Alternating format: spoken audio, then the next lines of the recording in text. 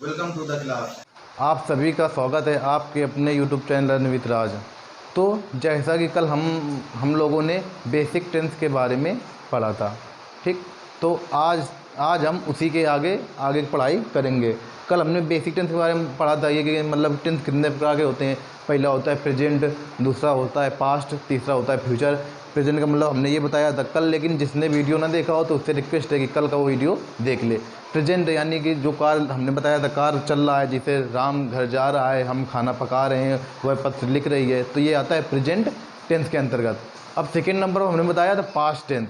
Past tense का मतलब ये होता है कि जो कार हो चुका हो, यानी कि जो कार हो चुका है उसको कहा जाता है पास्ट टेंस। इसके बाद थर्ड नंबर पर आता है फ्यूचर टेंस, यानी कि जो कार्य भविष्य में होगा उसको कहा जाता है फ्यूचर टेंस, ठीक। तो हम इसी के आगे आज की कहानी स्टार्ट करते हैं। तो अब जिन्होंने पिछला वीडियो नहीं देखा है तो उनसे एक रिक्वेस्ट है कि वो प्लीज़ पिछला वीडियो देख लें, इसके बाद आगे की यहाँ की कहानी स्टार्ट करें। चलिए स्टार्ट करते हैं आज का अपना वीडियो। प्रेजेंट इंडेफिनिट टेंस, ठीक। यहाँ से स्टार्ट करते हैं। पहचान। पहचान जिन हिंदी वाक्यों के अंत में ता है, ती है, ते है, ता है, ती है, ते हैं, आदि शब्द आते हैं, तो वहाँ पर प्रेजेंट इंडेफिनिट टेंस होता है। पहचान एक बार तुम लोग कायदे से, जिन हिंदी वाक्यों के अंत में ता है, ती है, ते हैं, ता है, ती है, ते हैं, आदि शब्द आते हैं, तो वहाँ पर प्रेजेंट इंडेफिनिट टेंस होता है, ठीक। अब इसके बाद इसकी देखो हेल्पिंग वर्ब इसके बाद आती है। हमें हेल्पिंग वर्ब मालूम होनी चाहिए कौन सी हेल्पिंग वर्ब होती है। देखो हेल्पिंग वर्ब यानी इसको हेल्पिंग वर्ब जिसको हिंदी में बोला जाता है सहायक क्रिया, सहायक क्रिया। इसकी हेल्पिंग वर्ब डू या डज होती है, डू या डज, ठीक। देखो कर्ता आप लोगों ने सुना होगा, कर्ता एक होता है एक वचन कर्ता और एक होता है बहुवचन कर्ता, ठीक। ही सी इट या किसी का नाम आ जाए, ही सी इट या किसी का नाम आ जाए तो इसको कहा जाता है एक वचन कर्ता, ठीक। अब इसके बाद आई यू वी दे अगर ये आ जाए तो उसको कहा जाता है बहुवचन कर्ता। तो चलिए देखो ही सी इट या किसी का नाम आ जाए तो ये आते हैं एक वचन कर्ता के साथ, यानी एक वचन कर्ता के साथ हम हेल्पिंग वो लगाते हैं डज। एक वचन कर्ता हमने आप लोगों को अभी बिल्कुल बताया है कि ही सी इट या किसी का नाम आ जाए, ही सी इट या किसी का नेम यानी नाम आ जाए तो वहाँ पर होता है एक वचन कर्ता। आज इसके बाद बहुवचन कर्ता कौन कौन से होते हैं अभी हमने आप लोगों को बताया है। बहुवचन कर्ता आई यू वी दे ये होते हैं बहुवचन कर्ता, ठीक। एक वचन कर्ता ही सी इट या किसी का नाम है तो ये एक वचन कर्ता है। आई यू वी दे ये अगर आ जाए तो ये होते हैं बहुवचन कर्ता। तो हम सहायक क्रिया लगाते हैं ही सी इट या किसी के नाम के साथ सहायक क्रिया लगाते हैं डज, आई यू वी दे के साथ सहायक क्रिया लगाते हैं डू। चलिए आगे की कहानी बताते हैं। और यहाँ पर लगाते हैं मेन वर्ब की फर्स्ट फॉर्म, यानी कि मेन वर्ब का वही मतलब मूलभूत रूप लगाते हैं। जो मेन वर्ब होती है जैसे गो है तो यहाँ पर गो ही लगाते हैं, ठीक। यानी कि जो फर्स्ट फॉर्म होती मूलभूत रूप होता है वर्ब का वही लगाते हैं यहाँ मेन वर्ब के रूप में फर्स्ट फॉर्म, ठीक। अब इसके बाद आज अब आगे कहानी शुरू होती है। ये हो गई इसकी पहचान हो गई, हेल्पिंग वर्ब हो गई और मेन वर्ब हो गई, मतलब क्या कहा। अब इसके बाद इसके आते हैं पार्ट। पहला आता है हमारा सिंपल सेंटेंस, ठीक। सिंपल सेंटेंस के बाद दूसरा आता है निगेटिव। फर्स्ट नंबर पर आता है हमारा सिंपल सेंटेंस। यहाँ पर देखो फर्स्ट नंबर आता है हमारा सिंपल सेंटेंस, सिंपल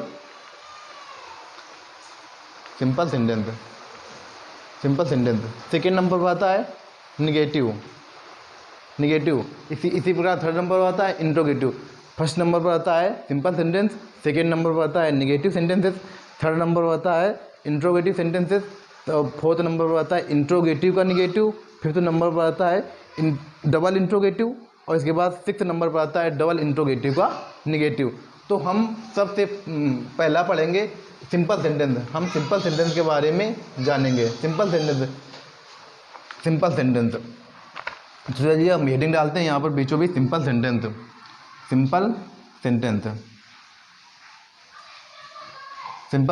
जिसको हिंदी में कहा जाता है साधारण वाक्य,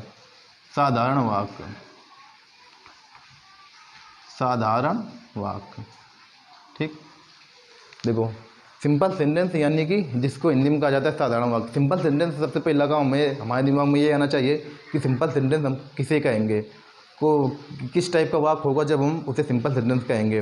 तो सुनिए कायदे से, देखो जिस वाक्य में अगर नहीं और क्या, कहाँ हो गया, कैसे हो गया, यानी कि नहीं और इंट्रोगेटिव वर्ड अगर किसी सेंटेंस में नहीं आ रहे हैं तो उसको कहा जाता है सिंपल सेंटेंस।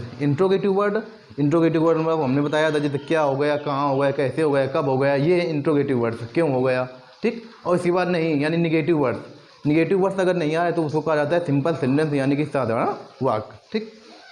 तो देखो सिंपल सेंटेंस हमने एक वचन करता बहुवचन करता जान लिया है। अब सिंपल सेंटेंस का इसका बनाने का अपना एक तरीका है। तो सिंपल सेंटेंस मोस्ट इंपॉर्टेंट है, यहाँ से कायदे समझना, ठीक। सिंपल सेंटेंस साधारण वाक्य जिसको कहा जाता है। तो इसकी देखो अगर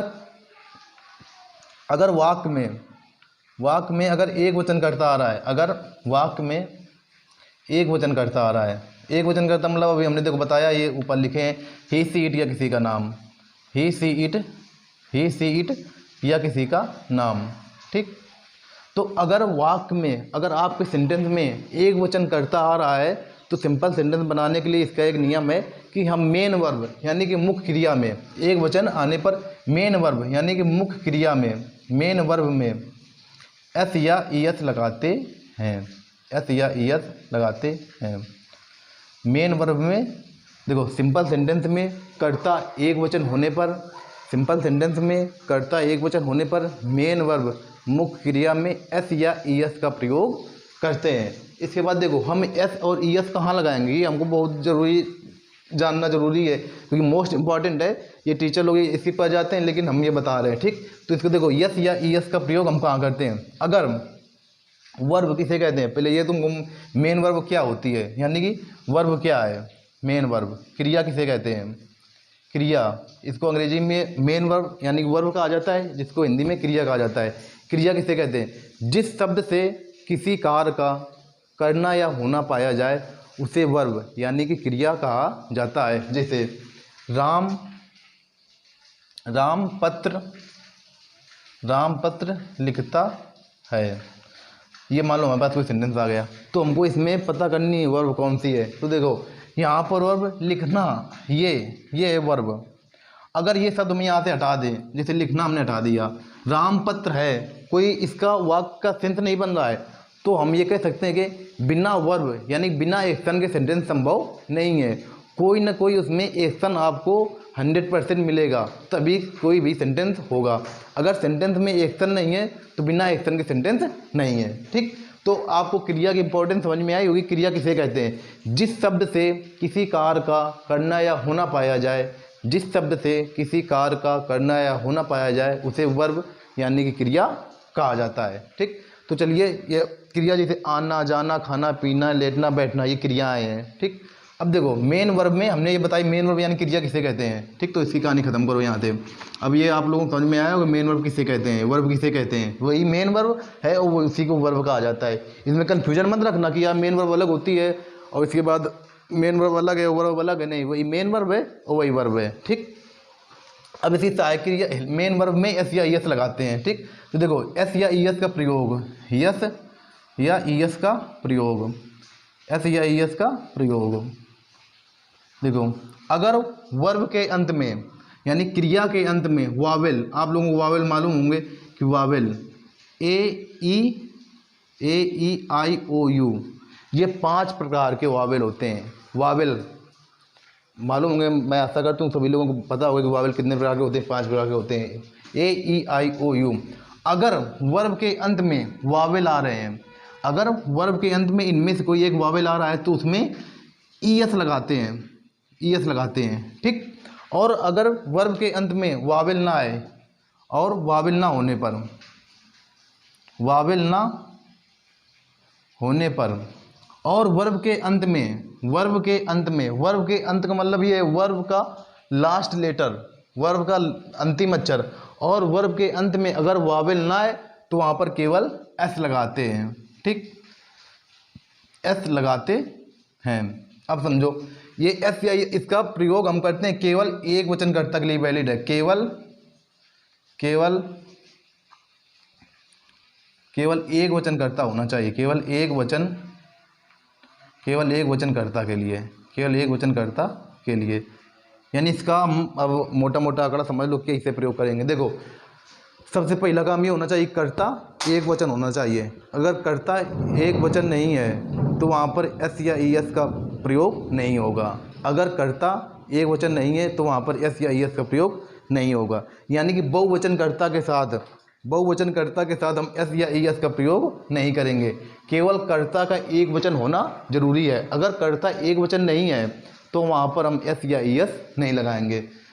तो कर्ता का एक वचन होना जरूरी है। एक वचनकर्ता के साथ एस या ई एस लगाते हैं तो आप लोग ये पूछोगे, ये बताओ सर जी अगर कर्ता बहुवचन हुआ तो क्या करेंगे? बहुवचनकर्ता होने पर सिंपल सेंटेंस का नियम बता रहे हैं, अभी सिंपल सेंटेंस पढ़ा रहे हैं, तो अभी हम सिंपल सेंटेंस से बाहर नहीं निकले हैं, हम सिंपल सेंटेंस ही बता रहे हैं।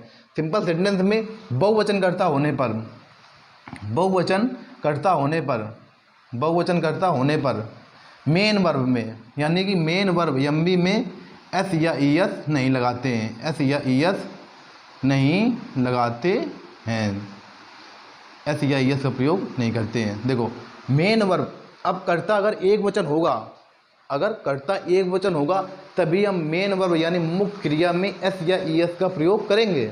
ठीक, अगर कर्ता बहुवचन है तो बहुवचनकर्ता होने पर हम एस या ई एस का प्रयोग नहीं करेंगे। और हमने ये बताया कि आपको एस या ई एस का प्रयोग कहाँ करना है। देखो अगर किसी वर्ब के अंत में, अगर किसी वर्ब का अंतिम लेटर वावेल आ रहा है, यानी ए ई आई ओ यू, अगर किसी वर्ब का अंतिम लेटर वावेल आ रहा है तो वहाँ पर हम ई एस का प्रयोग करेंगे। जैसे ये देखो, ये कुछ हम वर्ब लिख रहे हैं और इनका हम ये मानकर चल रहे हैं इनका कर्ता एक वचन है, तो इसमें एग्जाम्पल के तौर पर हम आपको बता रहे हैं कैसे हम यस या ई एस का प्रयोग करेंगे।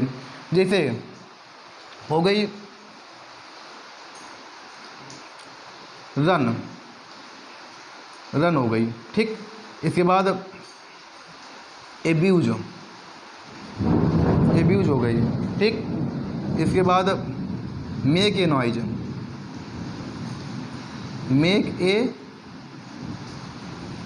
नॉइज, ठीक, इसके बाद हो गई लव, इसके बाद हो गई राइट, इसके बाद हो गई गो।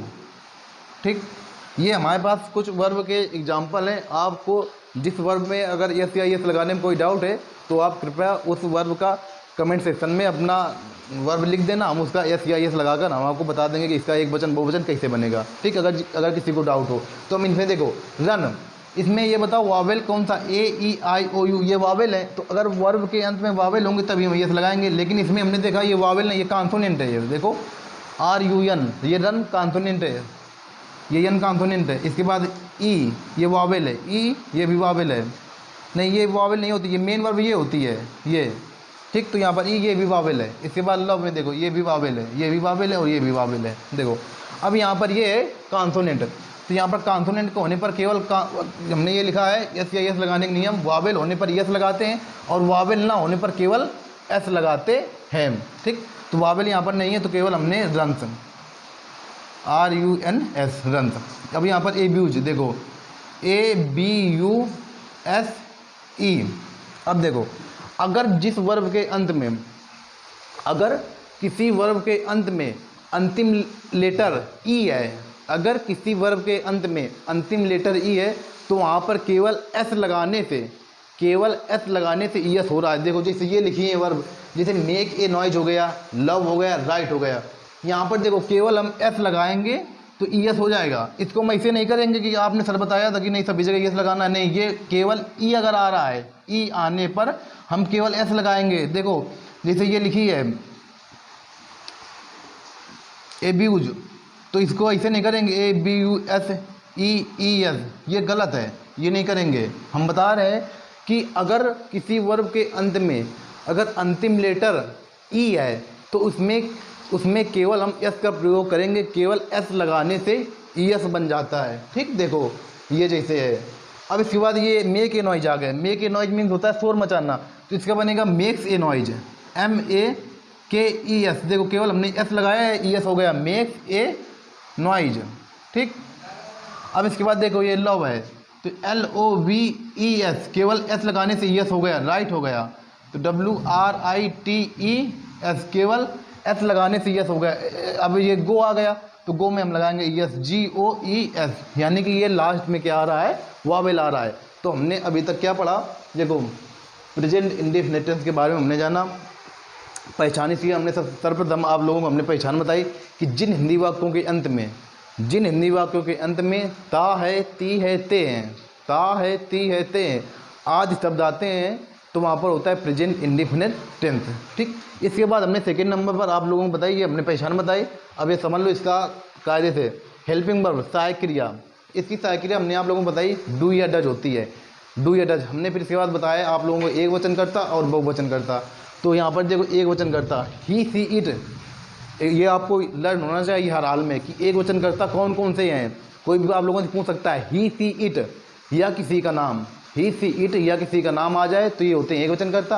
ये देखो ही, सी, इट या किसी का नाम एक वचन करता। ठीक, और देखो I, you, we, they, I, you, we, they ये होते हैं बहुवचन करता। ठीक, अब इसके बाद देखो मेन वर्ब, यानी कि मेन, ये सभी के लिए है, सभी के लिए मतलब क्या निगेटिव होंगे। इसके बाद ये हमने सिंपल सेंटेंस के बारे में बताया है, लेकिन मेन वर्ब की फर्स्ट फॉर्म लगाते हैं, उसमें निगेटिव में, इंट्रोगेटिव में, डबल इंट्रोगेटिव में मेन वर्ब की फर्स्ट फॉर्म लगाते हैं। अब आ जाओ, हमने इसके बाद बताया इसका 6 बनेंगे, सिंपल सेंटेंस बनेगा यानी साधारण वाक्य। इसके बाद निगेटिव सेंटेंस के बारे में पढ़ेंगे, इसके बाद इंट्रोगेटिव के बारे में पढ़ेंगे अगला, इससे अगला आता है इंट्रोगेटिव का निगेटिव, इसके बाद आता है डबल इंट्रोगेटिव, फिर इसके बाद आता है डबल इंट्रोगेटिव का निगेटिव। इसके बारे में हम पढ़ेंगे सभी के बारे में। हम अब आप लोगों को यहाँ पर हमने पढ़ाया है सिंपल सेंटेंस यानी कि साधारण वाक्य। हमने ये बताया कि साधारण वाक्य कैसे किसे हैं। देखो जिस वाक्य में नहीं और डबल इंट्रोगेटिव वर्ड, यानी जैसे क्या हो गया, कहाँ हो गया, कैसे हो गया, कब हो गए, ये डबल इंट्रोगेटिव वर्ड होते हैं। तो जिस वाक्य में नहीं और डबल इंट्रोगेटिव वर्ड ना है तो वो होता है सिंपल सेंटेंस यानी कि साधारण वाक्य। देखो सिंपल सेंटेंस, अब हम सिंपल सेंटेंस के बारे में हमने ये पढ़ा रूल इसके कि हम कैसा सिंपल सेंटेंस के कैसे उदाहरण होते हैं, कैसे हम इसका प्रयोग करते हैं। देखो सिंपल सेंटेंस या साधारण वाक्य, देखो कर्ता एक वचन होने पर, यानी कि जब कर्ता एक वचन होगा तो कर्ता के एक वचन होने पर हम मेन वर्ब में एस या ईएस का प्रयोग करते हैं, ये हमने बताया। इसके बाद हमने अगली कहानी ये बताई कि यस या ईएस का प्रयोग हम कब और कैसे करते हैं। देखो कर्ता एक वचन होना चाहिए, ये बहुत ही ज़रूरी है। अगर कर्ता एक वचन नहीं है तो वहाँ पर हम एस या ईएस का प्रयोग बिल्कुल नहीं करेंगे। ठीक, हमने ये जोर देना है इस बात पे कि कर्ता एक वचन होना चाहिए, कर्ता एक वचन होना चाहिए, तभी हम मेन वर्ब में एस या ईएस का प्रयोग करेंगे। इसके बाद देखो एक वचन में कर्ता में यस या ईएस लगाते हैं। अब देखो कहाँ यस लगाते हैं, कहाँ ईएस लगाते हैं। अगर किसी वर्ब के अंत में कोई वावेल आ रहा है, अगर किसी वर्ब के अंत में कोई वावेल आ रहा है यानी AEIOU, तो उस वर्ब के अंत में हमको ईएस लगाना है। लेकिन ये याद रखना, इसकी कंडीशन है कर्ता एक वचन होना चाहिए। अगर कर्ता बहुवचन है तो उसके साथ हम एस या ईएस का प्रयोग नहीं करते हैं। तो हमने इसके बाद ये बताया वर्ब किसे कहते हैं, क्रिया, यानी जिस शब्द से किसी कार्य का करना है होना, क्योंकि हमको ये भी जानना जरूरी है क्रिया किसे कहते हैं। हम कहाँ पर यस या ईएस लगाएंगे, पता नहीं कौन सी क्रिया है, तो हम बता रहे हैं क्रिया के बारे में। जिस वर्ब से किसी कार्य का करना या होना पाया जाए, जिस शब्द से, उसको क्रिया कहा जाता है, क्रिया। तो वर्ब वावेल ना होने पर हम यस लगाते हैं। अगर किसी वर्ब के अंत में वावेल आ रहा है, और हमने ई की कंडीशन आप लोगों को बताई कि अगर ई किसी वर्ब के अंत में ई है तो वहाँ पर केवल एस लगाने से ईएस हो रहा है। जैसे ये उदाहरण लिखे, देखो एब्यूज हो गया, एब्यूजेज, मेक ए नॉइज हो गया, मेक्स ए नॉइज, लव हो गया, लव्स, राइट हो गया, राइट्स, गो हो गया, गोज, यानी गो ये तो वावेल आ रहा है तो इसमें ईएस हमने लगाया है। ठीक, लेकिन ये ई की एक कंडीशन है कि अगर किसी वर्ब के अंत में केवल ई आ रही है, अगर किसी वर्ब के अंत में केवल ई आ रही है और कर्ता एक वचन है, तो वहाँ पर केवल एस लगाने से ईएस हो रहा है। ठीक, तो इस वजह से हम वहाँ पर ईएस का प्रयोग नहीं करेंगे। हमने देखो ये बताया अभी, ये गलत है, ये सही नहीं होगा। ठीक, केवल ई आने पर हम एस का प्रयोग करते हैं। और हमने आगे आप लोगों को ये बताया कि अगर कर्ता बहुवचन हो, तो बहुवचन कर्ता के साथ हम एस या ईएस का प्रयोग नहीं करते हैं। ठीक, अब इसके कुछ उदाहरण भी हैं, तो चलिए हम उदाहरण के बारे में जानते हैं। लेकिन ये चीज़ याद रखना कि कहाँ एस या ईएस का प्रयोग कहाँ करते हैं। बहुत से लोग ये जानते हैं कि जहाँ पर हम एक वचन कर्ता होता है तो वहाँ ईएस लगा देते हैं और बहुवचन कर्ता के साथ एस लगाते हैं, लेकिन ये गलत है। ठीक, एक वचन कर्ता के साथ ही हम एस या ईएस का प्रयोग करते हैं, लेकिन हम पढ़ रहे हैं सिंपल सेंटेंस। ये याद रखना, सिंपल सेंटेंस में ही हम मेन वर्ब में यानी वर्ब में एस या ई एस का प्रयोग करते हैं। ये आपका हो गए 90%, मतलब ये नियम लगते हैं एस या ई एस के। और इसके बाद कुछ ऐसी वर्ब होती हैं उसमें नंबर के नियम लगते हैं, नंबर के, जो नाउन में आप लोगों ने पढ़ा होगा, नाउन एंड नंबर, ठीक। तो कुछ ऐसी वर्ब होती हैं जिनमें नंबर के नियम लगते हैं। तो वो वर्ब जैसे हो गई टीच, आप लोगों ने ये पढ़ा होगा, अगर सी एच आ रहा है तो यस लगाते हैं, जैसे टीच हो गया, टीच, TEACHES, टीचेज में बनता है, ठीक। और इसके बाद जैसे वॉच हो गया, वॉच में होता है देखना, WATCH, देखो CH आ रहा है तो यहाँ पर ES लगा दिया, ठीक। तो ये कुछ वर्ब होती हैं, ये नियम लगता है, आप लोगों को ये समझ लेना, ये वाला नियम, ये वैलिड नियम 90%, ठीक। 90% नियम यही लगता है। लेकिन 10% जो वर्ब जो आप लोगों ने नाउन एंड नंबर में पढ़ा होगा ना, एक वचन से बहुवचन बनाना, तो कुछ एक उसके नियम इसमें लग जाते हैं वर्ब में, ठीक। जैसे टीच हो गया, टीचेज हो गया, वॉच हो गया, वॉचेज हो गया, तो ये कुछ वर्ब है, ठीक। तो चलिए अब आगे, मैं आशा करता हूँ कि मेरे द्वारा ये जितनी जानकारी दी गई है आप लोगों को पसंद आई होगी। देखो एक बार इसको समझ लो कायदे से, प्रेजेंट इंडेफिनिट, क्योंकि हम कल इसके आगे पढ़ेंगे, नेक्स्ट टॉपिक मतलब निगेटिव सेंटेंस के बारे में पढ़ेंगे। उदाहरण कल इसके सबसे पहले आते हैं, हम इसके करीब 10-5 उदाहरण कराएंगे, इसके बाद अगला सेंटेंस यानी निगेटिव सेंटेंस के बारे में पढ़ेंगे। देखो प्रेजेंट इंडेफिनिट, जिन हिंदी वाक्यों के अंत में, इसकी पहचान सबसे पहले मालूम होनी चाहिए, जिन हिंदी वाक्यों के अंत में ता है, ती है, ते हैं, ता है, ती है, ते हैं आदि शब्द आते हैं तो वहाँ पर होता है प्रेजेंट इंडेफिनिट। ये हम आशा करता हूँ ये सबको याद होगी, ठीक। हेल्पिंग बस साइकिल इसकी डू एडज होती है, ये भी आपको मालूम होगा, करता है वचन कौन सा होता है, बहुवचन करता कौन सा होता है, ही सी इट या किसी का नाम, ही सी इट या किसी का नाम आ जाए तो ये एक वचन करता है, आई यू वी दे ये बहुवचन करता है, ठीक। तो एक वचन करता के साथ साइकिल लगाते हैं डज, ठीक, और बहुवचन करता के साथ साइकिल लगाते हैं डू, ये मालूम होगा, और मेन वर्ब की फर्स्ट फॉर्म लगाते हैं। अब हमने आपको बताया, इसके बाद हम पढ़ेंगे सिंपल सेंटेंस के बारे में, यानी साधारण वाक्य। एक वचन करता ही सी इट, अगर एक वचन करता आ रहा है तो उसके साथ हम वर्ब में यानी मेन वर्ब में एस या ई एस का प्रयोग करते हैं। हमने फिर इसके बाद आगे ये पढ़ा कि कहाँ एस लगाते हैं, कहाँ ई एस लगाते हैं। अगर देखो, अगर किसी वर्ब के अंत में कोई वावेल आ रहा है, वावेल AEIOU, अगर किसी वर्ब के अंत में कोई वावेल आ रहा है तो उसमें ई एस का प्रयोग किया जाता है। और अगर वावेल नहीं आ रहा है किसी वर्ब के अंत में, अगर कॉन्सोनेंट आ रहा है तो वहाँ पर केवल एस का प्रयोग करते हैं, ठीक। ये इसके उदाहरण भी हमने देखो बताया था, जैसे लव हो गया, लव्स हो गया, लेकिन हमने ये भी एक बताया था, अगर किसी वर्ब के अंत में ई आ रहा है, जैसे एब्यूज हो गया, ABUSE, अगर किसी वर्ब के अंत में ई आ रहा है तो उसमें केवल हम एस का प्रयोग करेंगे, एब्यूजेज हो जाएगा, ठीक। अगर किसी वर्ब के अंत में केवल ई आ रहा है, और बाकी सभी के साथ ये नहीं कि इसी के साथ भी हमने, जैसे ये गो आया इसमें हमने एस लगाया, केवल ई, हम बता रहे हैं केवल ई के लिए। अगर किसी वर्ब के अंत में केवल ई आ रहा है तो उसमें केवल एस लगाने से यस हो रहा है, इस वजह से हमने केवल यहाँ पर एस का प्रयोग किया गया है, ठीक। अब ये वावेल ना होने पर हम एस लगाते हैं। अगर किसी वर्ब के अंत में वावेल नहीं है, कॉन्सोनेंट कोई यार, जैसे रन हो गया, रन्स हो गया, ठीक, स्लीप हो गया, स्लीप्स, वीप हो गया, वीप्स, अगर किसी वर्ब के अंत में कोई वावेल नहीं आ रहा है यानी कॉन्सोनेंट आ रहा है तो वहाँ पर केवल हम एस का प्रयोग करते हैं, ठीक। और बहुवचन कर्ता के बहुवचन होने पर मेन वर्ब में, कर्ता के बहुवचन होने पर मेन वर्ब में एस या ई एस का प्रयोग नहीं करते। ये नोट करके कायदे से लाइन लिख लेना कि कर्ता के बहुवचन होने पर हम मेन वर्ब में एस या ई एस का प्रयोग नहीं करते हैं, केवल एक वचन कर्ता के साथ हम एस या ई एस का प्रयोग करते हैं, ठीक। अब इसके बाद हमने यहाँ पर कुछ उदाहरण भी आप लोगों को दिए, और ये हमने बताया ये 90% नियम यही लगता है, लेकिन कुछ ऐसी वर्ब होती हैं जैसे वॉच हो गया, टीच हो गया, तो इसमें आपके नाउन के सिंगुलर और प्लूरल के नियम लगते हैं। तो अपना वो कल हम बता देंगे कौन सी ऐसी वर्ब है जिसमें वो नियम लगे। जैसे किसी वर्ब के अंत में ये पढ़ा होगा, अगर किसी नाउन के अंत में अगर CH आ रहा है तो वहाँ पर उसको बहुवचन बनाने के लिए ES जोड़ते हैं, तो ये नियम है ना। तो ये टीचेज हो गया जैसे, और उसके बाद वाचेज हो गया, तो ये नियम ये अपना वहीं से कवर कर लेना, ठीक। अब ये आज के लिए इतना ही। चलिए, मैं आशा करता हूँ कि मेरे द्वारा दी गई जानकारी आप लोगों को समझ में आई होगी। अगर जिस किसी को भी अगर कोई कहीं पर दिक्कत है तो वो वहाँ पर कमेंट में लिख सकता है कि सर मुझको ये नहीं समझ में आया है, तो मैं कल इसको फिर से दोबारा बता दूंगा। लेकिन ये आप लोगों का बेसिक चल रहा है अभी, ठीक है। बेसिक से हम आगे धीरे धीरे बढ़ेंगे एडवांस की ओर, तो चिंता मत करें, सभी लोग बने रहें। तो आशा करता हूँ आप लोगों को ये वीडियो पसंद आया होगा, तो प्लीज़ वीडियो को अधिक से अधिक शेयर करें और अपने मित्रों के पास पहुँचाएँ, जो जिसके पास आवश्यक हो उसके पास ज़रूर भेजें, ठीक है। तो चलिए मिलते हैं अगले वीडियो के लिए, तब तक के लिए टाटा बाय बाय, जय हिंद, जय भारत।